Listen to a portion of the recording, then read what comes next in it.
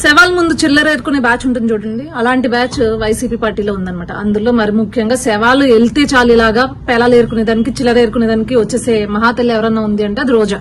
వచ్చేసింది, పొద్దున్నే వచ్చేసి శవాలు కనిపిస్తే చాలు ప్రెస్ మీట్లు పెట్టేసి పొంతన లేకుండా ఇష్టానుసారంగా ప్రెస్ మీట్లు పెట్టేసి అల్లు అర్జున్ విషయంలో అల్లు అర్జున్ అరెస్ట్ చేసినట్లట చంద్రబాబు నాయుడు గారిని, పవన్ కళ్యాణ్ గారిని, టీటీడీ చైర్మన్ బిఆర్ నాయుడు గారిని అరెస్ట్ చేయాలంటే. ఏమ్మా అక్కడంటే అల్లు అర్జున్ ఉన్నాడు, వెళ్ళాడు, పర్మిషన్ లేకుండా వెళ్ళాడు, గవర్నమెంట్ వద్దన్నా వెళ్ళాడు. కానీ ఇక్కడ ప్రభుత్వ వైఫల్యం కాదు ఇది, ఓకే, కేవలం అధికారుల నిర్లక్ష్యం వల్ల జరిగింది. కానీ కూటమి ప్రభుత్వం ముందుగానే చెప్పింది దీని వెనక ఎవరున్నా సరే కఠినమైన చర్యలు తీసుకుంటామని చెప్పి, బాధిత కుటుంబాలకి అండగా ఉంటామని చెప్పి క్లియర్ గా ఇచ్చినా కూడా నువ్వు వచ్చి మైక్ ముందు రాజకీయం చేస్తున్నావు అంటే, అవును, స్వామివారిని అడ్డం పెట్టుకుని స్వామివారి దర్శనాలతో స్వామివారికి దర్శనం చేపిస్తానని చెప్పి వ్యాపారం చేసిన మహాతల్లివి ఇంతకు మించి బాధ్యతగా ఎక్కడ మాట్లాడతావు, ఎలా మాట్లాడతావు? ఎంతటి దౌర్భాగ్యం అంటే ఈ వైఎస్ఆర్సీపీ పేటీఎం బ్యాచ్ వాళ్ళు అంటారు మీరు పలానా స్వామివారి విషయంలో లడ్డూ విషయంలో రాజకీయం చేశారు జగన్మోహన్ రెడ్డి పైన, అందుకే ఇలాంటి సంఘటన జరిగిందంట. సిగ్గుండాలి.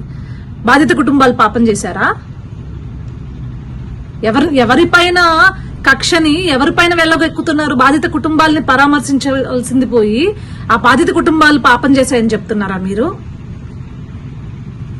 కనీసం 11 సీట్లు వచ్చినా కూడా జ్ఞానం ఉండాలి కదా, సిగ్గుండాలి కదా, నీతి ఉండాలి కదా.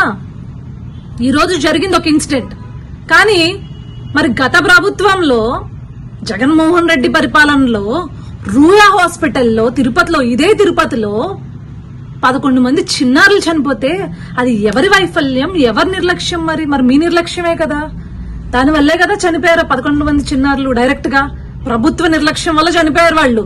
మరి జగన్మోహన్ రెడ్డిని అరెస్ట్ చేసేద్దామా? ఎస్, అరెస్ట్ చేయాలి జగన్మోహన్ రెడ్డిని. ఇదైనా స్టాంపేడ్ అనేది ఎవరు ఊహించనది. కానీ ఒక గవర్నమెంట్ హాస్పిటల్లో, రూయా హాస్పిటల్లో ఇలాంటి ఆక్సిజన్ లేక ప్రభుత్వ నిర్లక్ష్యం వలన 11 మంది పిల్లలు చనిపోయినప్పుడు ఆ రోజు మరి నువ్వు బాధ్యత తీసుకోలేదు కదా రోజా, మీ ప్రభుత్వం బాధ్యత తీసుకోలేదు కదా.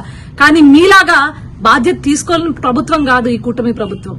బాధ్యత తీసుకుంది, ఈ రోజు జరిగిన సంఘటనకు విచారణ వ్యక్తం చేసింది, వెంటనే బాధిత కుటుంబాలకు అండగా ఉండి వారికి నష్టపరిహారం చెల్లించి ఎలాగా చనిపోయిన వాళ్ళని తీసుకొచ్చి ఆ కుటుంబాలకు అప్పచెప్పలేం, కనీసం ఆ కుటుంబాలకి అండగా భరోసాగా ఉండి ధైర్యం చెప్పే పరిస్థితి ఈ రోజు కూటమి ప్రభుత్వం చేస్తుంటే ఆ శవాలతో రాజకీయం చేసుకుంటావా నువ్వు?